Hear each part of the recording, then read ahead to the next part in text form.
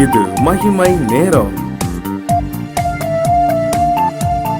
இயேசு கிறிஸ்துவின் இனிய நாமத்தில் மகிமை தொலைக்காட்சியின் மகிமையின் நேரம் பகுதியில் உங்களை சந்திப்பதில் பெருமகிழ்ச்சி அடைகிறேன். நாம் தொடர்ச்சியாக பக்தியுள்ளவன் யார், பக்தியுள்ளவர்களை தேவன் தமக்காக தெரிந்து கொண்டார் என்று நாம் தியானித்து கொண்டே வருகிறோம். எது பக்தி என்பதை யாக்கோப்பு 1:27 நாம் தியானிச்சுட்டு வரோம். கடந்த 2 நாட்களாக தான தர்மங்களை செய்ததினால் இயேசுவினுடைய அன்பை பெற்றுக்கொண்ட கொர்நேலியுவை பற்றி பார்த்தோம். தான தர்மங்களையும் நற்கிரியைகளையும் செய்ததினால் மரித்த தன்னுடைய சடலத்தை உயிரோடு எழும்பி இந்த பூமியில் உலாவிய துர்காள் என்ற பெண்மணியை குறித்து நாம் தியானித்தோம். இன்றும் தான தர்மங்களை செய்ததினால் திக்கற்றவனுக்கும் விதவையையும் விசாரித்து அந்த காரியங்களை செஞ்சதுனால எவ்வாறு இழந்து போன செல்வத்தை ஒரு மனிதன் பெற்றுக்கொண்டான் என்பதை வேதத்தின் வழியாக நாம் தியானிக்க இருக்கிறோம். நம்முடைய தியானத்திற்கு ஆதாரமாக யோபு 29:12 நம்ம தியானிக்க இருக்கிறோம். யோபு பற்றி நம்ம எல்லாருக்கும் தெரியும். யோபு மிகப்பெரிய செல்வச்சீமான். அந்த நாட்களில் வாழ்ந்த எல்லா மனிதருக்குள்ளும் யோபு போல செல்வச்சீமான் இல்லை. மிகச்சிறப்பாக வாழ்ந்தவர். ஏகப்பட்ட நிலபுலன்கள், ஏகப்பட்ட ஆடு மாடு கழுதை ஒட்டகங்கள்லாம் இருந்த நிறைய வேலைக்காரர்கள்லாம் வச்சு ஒரு சீமானாக இருந்தவர் யார்? யோபு. அந்த யோபு ஒரு காலகட்டத்தில் கஷ்டத்துக்குள்ள வராரு. ஆனால் அவர் வாழ்ந்திருக்கும் பொழுது, அவர் மிகப்பெரிய செல்வந்தனாக இருக்கும் பொழுது, அவர் ஒளிமுக வாசலில் போய் நிற்கும் பொழுது, மிகப்பெரிய கனவானாக அவர் நடந்து கொண்ட பொழுது அவர் எவ்வாறாக நடந்து கொண்டார் என்பதை யோபுவே தன்னுடைய வாயினால் சொல்கிறாரு. நான் என்னென்ன மாதிரியெல்லாம் இருந்தேன், நான் வசதியாக இருக்கும்போது ஆணவத்தில் துள்ளலையே, நான் ஒரு பெரிய கனமுள்ள மனிதனாக இந்த பூமியில் கடவுள் என்னை ஆசீர்வதித்து ரொம்ப பெரிய செல்வந்தனாக இருக்கும்போது நான் எந்த மாதிரியெல்லாம் இருந்தேன் அப்படிங்கிறத அவரே அவருடைய வாயினால் சொல்கிறத கேட்போம். அவர் அந்த அளவு அவருடைய கனமான நாட்களில், அவர் செல்வ செழிப்பாக வாழ்ந்த நாட்களில் இவ்வாறு ஏழைகளை நினைத்த காரணத்தினால்தான் எதெல்லாம் அவர் இழந்தாரோ அதெல்லாம் மறுபடி பெற்றுக்கொண்டார் என்பதை அவர் வாயிலாகவே நாம் கேட்க இருக்கிறோம். யோபு 29:12 யோபு சொல்றாரு, முறையிடுகிற ஏழையையும் திக்கற்ற பிள்ளையையும் உதவியற்றவனையும் ரட்சித்தேன். கெட்டு போக இருந்தவனுடைய ஆசீர்வாதம் என்மேல் வந்தது. விதவையின் இருதயத்தை கம்பீரிக்க பண்ணினேன். நீதியை தரித்து கொண்டேன், அது என் உடுப்பாயிருந்தது. என் நியாயம் எனக்கு சால்வையும் பாகையுமாயிருந்தது. நான் குருடனுக்கு கண்ணும் சப்பானிக்கு காலுமாயிருந்தேன். நான் எளியவர்களுக்கு தகப்பனாயிருந்து நான் அறியாத வழக்கை ஆராய்ந்து பார்த்தேன் அப்படின்னு யார் சொல்ற?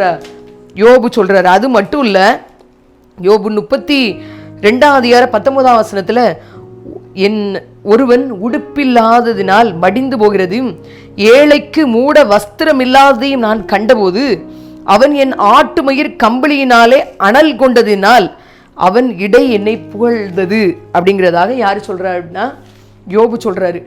யோபு செல்வச்சீமானாக மிகவும் கனமுள்ள மனிதனாக இருக்கும் பொழுது ஏழை எல்லாம் என்ன செஞ்சாரா? நினைத்தருளினார். திக்கற்றவன், ஒரு கஷ்டப்பட்ட ஒரு அம்மா அப்பா இல்லாத ஏழை, ஒரு அம்மா அப்பா இல்லாத ஒரு அனாதையை தான் பிள்ளை மாதிரி வளர்த்தேன்றாரு. இந்த மனநிலை எந்த செல்வந்தர்களுக்கும் இப்போ இருக்கிறது இல்லை. ஆனால் அந்த காலமே யோபு அந்த அளவு என்ன செஞ்சார்? ஏன்னா அவர் நீதிமான், சன்மார்க்கன், தேவனுக்கு பயப்படுகிறவன். அப்படிப்பட்ட ஒரு பணக்காரனாகிய ஒரு யோபு அம்மா அப்பா இல்லாத பிள்ளைக்கு நான் அம்மா அப்பா இருந்தேன், யார் ஒருவனுக்கு ட்ரெஸ் இல்லையா அவனுக்கு நான் கொடுத்தேன். விதவையினுடைய இருதயத்தை, ஒரு விதவை தான் வீட்டை எப்படி நடத்துறதுன்னு குழம்பி போயிருந்தா, அவளுக்கு அந்த வீட்டை நடத்துவதற்கு தேவையான வழிவகைகளை நான் ஏற்பாடு பண்ணி கொடுத்தேன் என்பதாக யோபு என்ன செய்கிறாரு?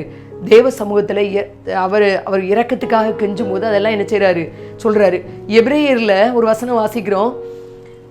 உம்முடைய நாமத்துக்காக காண்பித்த அன்புள்ள பிரயாசத்தை மறந்து விடுவதற்கு தேவன் அநீதி உள்ளவர் இல்லவே. நாம என்ன செய்யறோமோ அதற்கான கூலியை தருவதற்கு தேவன் யாரு? நீதி உள்ளவர். நம்ம என்ன செய்யறோமோ, ஏழைக்கு இறங்குகிறவனுக்கு என்ன கிடைக்கும்? இரக்கம் கிடைக்கும்.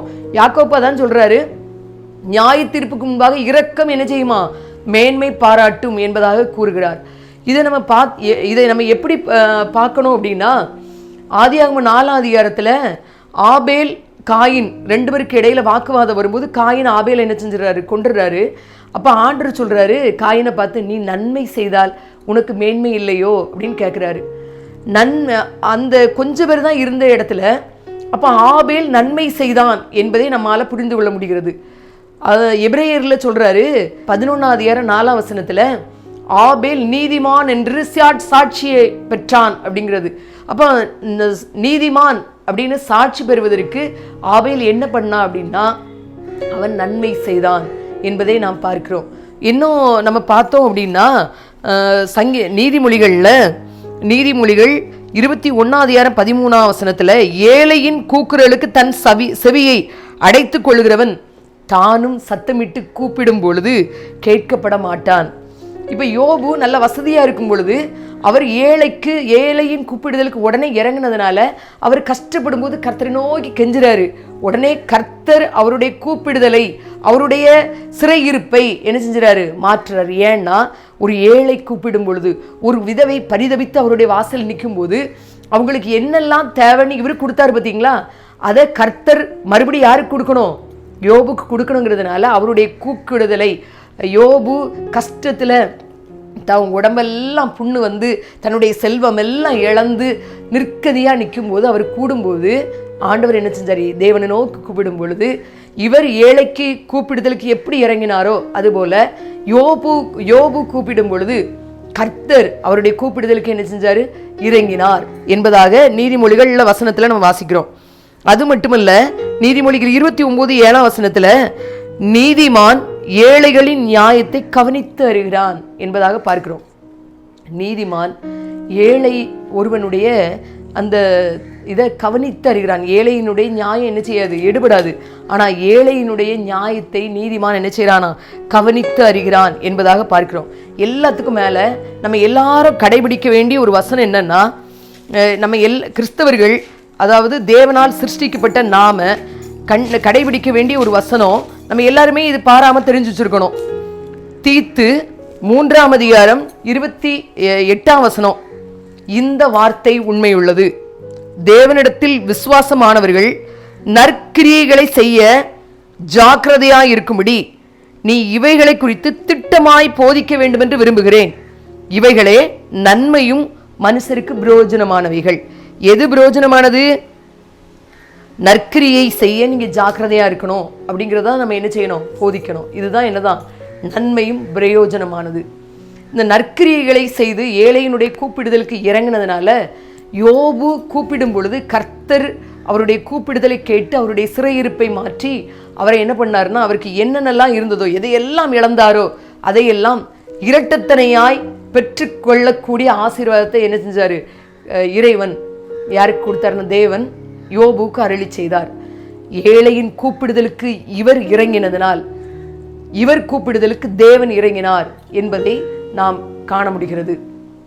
இதிலிருந்து யோபினுடைய தியானத்திலிருந்து யோபை பற்றி நாம் கற்றுக்கொண்டதிலிருந்து நம்ம என்ன தெரிஞ்சுக்கணும் அப்படின்னா, ஏழை ஒருவனுடைய கூக்குரலுக்கு, ஏழை ஒருவனுக்கு உதவி செய்யும் பொழுது, விதவை ஒருத்திக்கு நம்ம அந்த குடும்பத்துக்கு தேவையான உதவிகளை செய்யும் பொழுது, நாம் உதவிக்காக தேவனிடத்தில் கெஞ்சும் பொழுது தேவன் அந்த பிரயாசத்தை பார்த்து, நாம் செய்த நீதியை பார்த்து நமக்கும் கர்த்தர் இரக்கம் செய்வார் என்பதை யோபின் வாயிலாக நாம் அறிந்து கொள்ள முடிகிறது.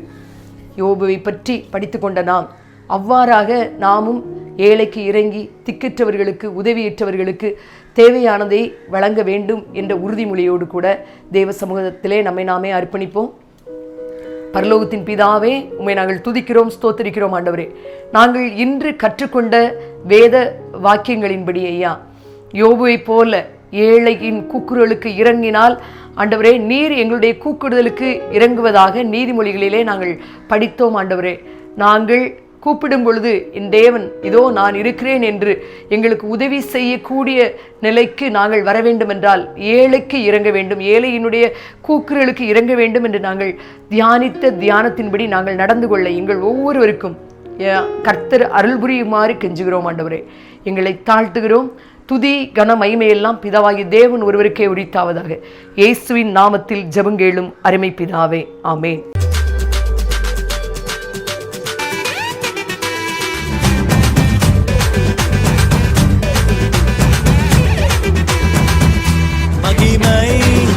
மகிமை